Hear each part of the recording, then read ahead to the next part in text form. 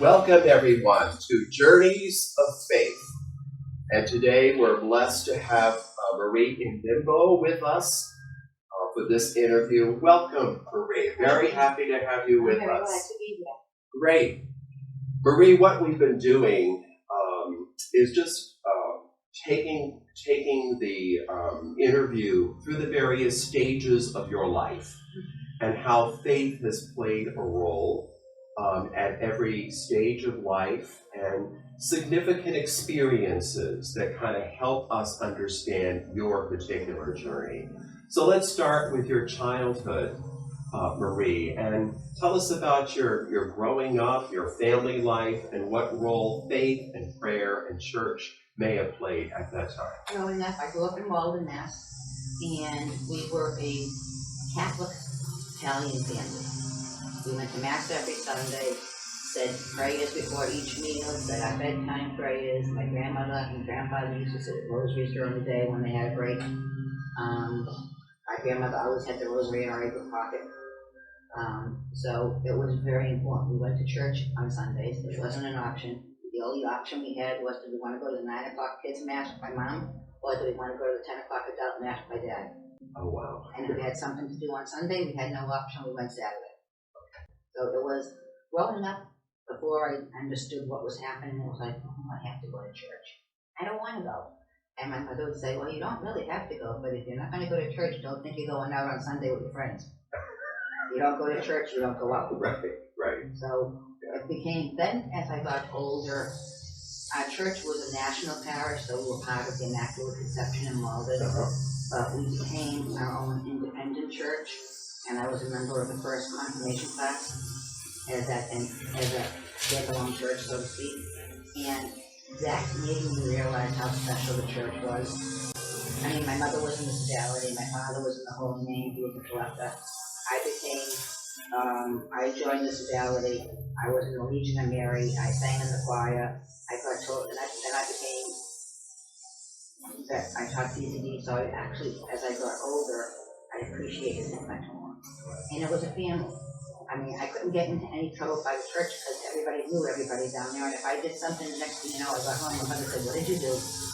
She knew before I had a chance to come and tell her. The news traveled fast. Yeah. So I was always, and not that I would ever be fresh, but it was always my second family. Everybody watched out for everybody. If somebody needed help, we helped them. It was love. It's what I knew. And that went through my whole adult life until I turned, about 2003, when the Catholic Church went and closed my church. That started. After that, church never was the same. I could never feel comfortable anywhere. There were a group of us that stayed together and went to church together, and that was great, but when we would go, and that was fine, but I could not find a church that made me feel like family. And for a long time, I felt, it was like a death in the family when they closed my church. Sure. I felt like, I was angry, I felt abandoned. I actually lost my faith for a while because I thought, why would God do this to me? And when you struggled, Marie, after the church was closed, what did you miss the most? I found, particularly for Catholics in a similar situation, it's not just the building, but it's the community. I lost that sense of family. Right. A community. Right. All these people that I saw every day, I never saw again. I mean, we were an older parish. We were a small parish. It was in Malden on Pearl Street, across from the football stadium. Sure. And a lot of the people that were there are elderly who didn't drive, and they walked because they could go to Mass every day. It's right across the street. And I missed that sense of belonging, that somebody had my back, and that I could be helpful to others. I never associated that I could do that someplace else. Yeah. Because it broke my heart when the church closed. My father turned to me and said, now where am I going to get buried? You grew up thinking, okay, St. Peter's is always going to be there. My parents were married there. My grandparents were married there. We were baptized, Christian, confirmed. My sister got married there. My mother was buried from there. And actually at that point, if I had been anyplace else, I don't think I could have survived my mother without being in that family, in that, because everybody just was there. I don't know how else to put it. So, but you did keep going to Mass. I did keep going to Mass, not as often as I wanted to. I didn't feel, I used to go to Malden with the group, but it wasn't the same. And I had a very hard time walking into other churches and feeling, why is yours open and mine closed? Yes. Yeah. I still have problems with the way they ran the whole process. I think they pitted one church against the other, and that's not the Christian thing that they should have done. And this was a reconfiguration process back in the early 2000s. In 2000, what they did was do all independent churches, and they became I can't think of the word, one group. There were 3 churches in one cluster. And then when they decided that they were going to close churches, they had all the clusters get together and basically vote on who they thought was the weakest church. And I don't think that was the right way to go, just because we were the smallest. Some people call that, being voted off the island. Yes, I felt like they ran it like a survivor, and I don't really think that was the way to go. Right. We wrote a petition to try to keep the church open, and basically they shoved it in our face. I mean, they weren't very Christian about the way that they did it, and I think that's what hurt. So they, you had anger, A lot of you anger. had resentment because of that, but you continued to go to Mass, and what were you missing during that time? Do you know, Marie? What was it that obviously you're missing your community? I was missing my community, but I felt I was missing that feeling of going to church because I wanted to. It was more I was going because I felt like I had to, with the hope that something would rekindle. That maybe if I keep going long enough, I'll get that feeling back again. But no, like I said, no other church really made me feel that comfortable until I came here. Well, to me, I think that's very commendable on your part. You didn't give up. You kept, trying to go to various churches and to pray and to go to Mass and receive communion and everything. But, I think that was a very hard time for a lot of people. This was after not only reconfiguration, but the scandal that really affected the life and mission of the church. And yet you didn't give up. And see, that's what's so impressive and beautiful. You didn't just say, oh, that's it, and you're walking away. I never thought about that. I could have just said the heck with it and not gotten back to church at all and just gone on my own. But I couldn't bring myself to do that. I guess deep down, even though my head was telling me one thing, my heart knew something else, and I just had to make the two click. Yeah. So what was it about Gina Calenda that trying to entice you to come here to I became Ave friends Maria? because I lived across the street from her.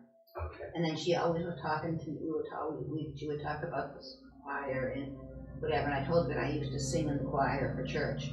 And at my church, I started in the junior choir, then sang in the senior choir. And she said, well, why don't you come and try it out and see what happens? And here I am. Yeah, that's wonderful. So, like I said, I feel comfortable here. I'm trying to get more involved. I'm working my way up to it. But I'm here. Beautiful. It's so Whether good. you want me or not. No, we do, definitely. So, And isn't that a good example of, in this case, Gina, extending the invitation? We would love for you to give us a try. I think if Catholics in general could learn, how to do that, extend the open invitation. Open invitation, but don't be pushy about it. Right. I mean, I've had people try to get me to go to other churches for other religions, and I'm like, even if I was interested in learning about your religion, don't push it in my face. Right. You can do it without preaching, so to speak, because sometimes that turns people off. Yeah. But if you just talk about how important it is to you and what you got out of it, and the good times, the bad times too, people realize that something you can survive. Yeah. Absolutely. I always think about, like my mother said, God never gives you anything more than you can handle. That's a good line, isn't it? It is. It's so important. It helps me, and every time I get nervous, my mother's ring comes out, my mother's worship ring, and all my my Blessed Mother, my guardian angel, my bracelet that says God, and my risen Christ. That's great. That's great. So whenever I'm nervous, I do this. And then whenever I'm nervous, I just take a deep breath and say my praise. Beautiful, beautiful. That's great. And I'm back to saying my praise before I go to bed. Not so much when I get up in the morning, because usually I'm just like, do I have to get up today? I don't want to work. But yeah. So, I found myself getting back into my old routine that meant so much to me. And so your return to a parish where you feel comfortable, you feel at home. I feel at home. You've participated in the music ministry and here at Ave Maria, and you really, that has rekindled, Yes. your faith in the church. It rekindled my faith in the church and the people. And I still, like I said, I think there's going to be a part of me that will always resent what happened, but I can deal with it now, which I couldn't for the longest time. Like I said, I always felt like, why did my church close and the other one's open? But God has a reason. I don't always have to understand it. Just know that whatever He does is for us, not against us.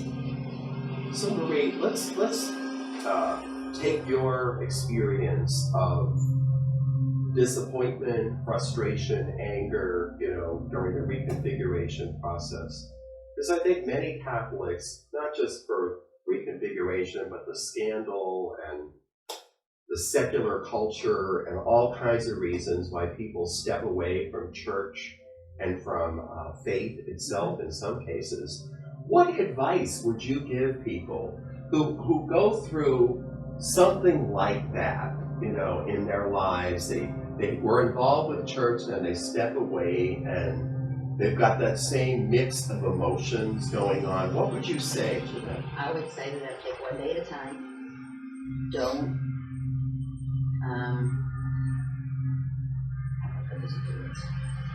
take one day at a time.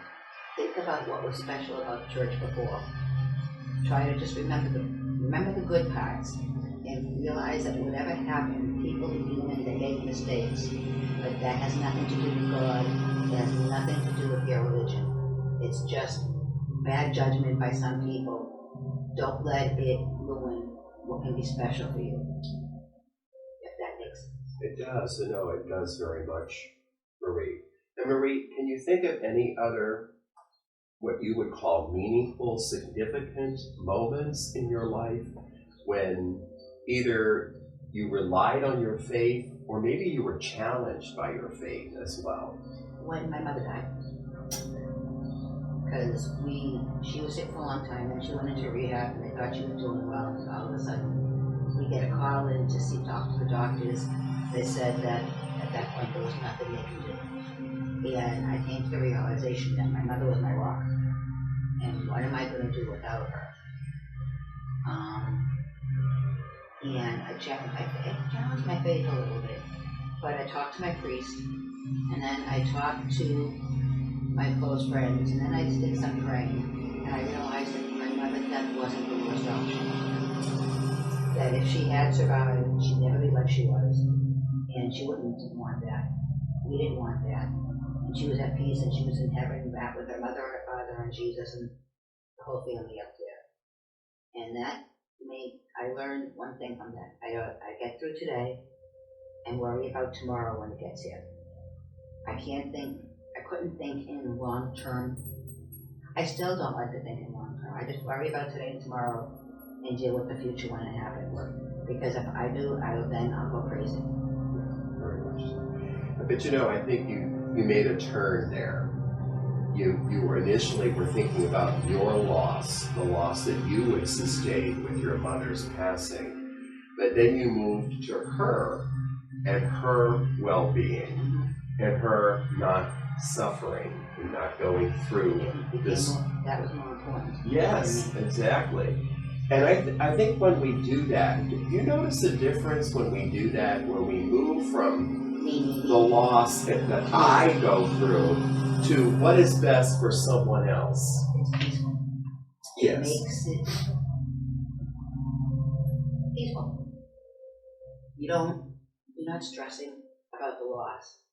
I mean, don't get me wrong. There's not a day that I don't miss my mother. Of course. But I often think how lucky I was to have her for how long I did, And do I really want to remember her on machines and and that's not the way I want to remember her.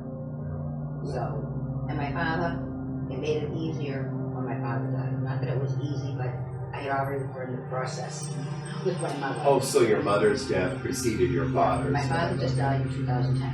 Okay. And he was 87 years old. And he had a stroke, and then he was home. And then he just died. He got an infection and went to the hospital and died in his sleep. Marie, I think we all can learn from you, here at Ave Maria Parish, in that the reason we started this collaborative in the first place was to evangelize, to be more effective, to pull together our resources, to be disciples for Christ, disciples on a mission, to evangelize, invite others, welcome others into our community of faith. So, having come here and accepted Gina's invitation to come and give it a try and join the choir and everything, what advice would you give us as a parish to welcome everyone like apparently you experienced here? What does a parish need to do from your point of view in order to be a really welcoming community? I think I like these journeys of faith because we're learning about people that we don't necessarily get to meet. Yes. I think it's great. I felt welcome here. I think maybe having a welcome social, this might sound crazy, but having a welcome social every couple of months or whatever to welcome the parish, people to the parish, so that they can meet and get to know people. That's how I met a lot of people by having these Sundays after when we've had coffee afterwards. We do have a lot of socials here, But which is great. it's great though, Yeah. because Yeah. otherwise you just come to Mass, and if you're shy, I typically tend to be a little bit on the shy side, not that anybody would go as much as I used to be, but if nobody introduces you to each other, or just have something church, maybe say, why don't we welcome in the church, somebody say, hi, welcome to the parish, glad to see you, just so that people know that they're welcome. Reaching out to Reaching people. out to people. Yes. So that they don't like, a lot of them places when I went to the church, I sat there and nobody said hi, and it was just like, I wasn't important to them. I was just a number on the bench, and that's how it, but if you, at least, I don't feel that here. I feel that it's a very friendly parish. I also like that it's not really, really huge. My other church was about the same size, maybe even a little smaller than St. Maria. So I like the small. The big cathedral just makes me nervous. There's too many people, and I can't deal with it. So, but you gotta find home, and I found home. I think you speak for a lot of Catholics, particularly those who may not be regular members of the parish. Mm-hmm. What they're looking for is something you mentioned early on in our conversation, and that is community, feeling at home, using another phrase you use, feeling at home in this community, feeling a part of this community. And I feel comfortable, and I feel the love of the community, and that's very important. Beautiful. For me anyway, that's me. Oh, I think you probably speak for a lot of people. But I also want to ask you, what is it like to be in our choir, in our music ministry? What is that like? I love it. I love the fact that we have all ages, that it's not just adults. I love the kids. They're so adorable. Sometimes I can't sing because I want to watch the kids. What are they doing? But in Gina and her family, the music is just inspiring. She does such a good job picking the music. I do miss a lot of the old tunes, I must admit, but I'm a creature of habit. Sure. But I like the new ones, and I like the mix. So, but I enjoy singing, and it's my way of showing my love to God. I always say, God doesn't care if we sing a tune as long as we sing from the heart. Excellent. He'll take care of the harmony. He'll take care of the harmony.